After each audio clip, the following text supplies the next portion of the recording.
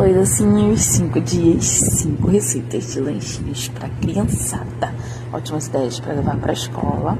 A receitinha de hoje é um pãozinho de queijo delicioso, que aqui eu faço na máquina de donuts, mas você pode colocar em forminha de silicone, fica bem bacana também. Quando coloco na forminha de silicone, eu coloco no forno, que dá super certo, mas na máquina de donuts é muito rapidinho.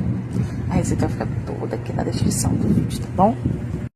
Eu chamo de pãozinho de queijo, bolinho de queijo, salgadinho de queijo, pão de queijo falso.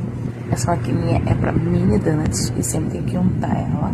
Ela me rendeu em torno de 18 a 20 mini pãezinhos. O queijo utilizado foi o mussarela, mas você pode utilizar o parmesão ralado, de preferência fresco, né? Porque fica bem mais gostoso. Olha essa maciez, que delícia. Espero que vocês tenham gostado. Beijo, tchau!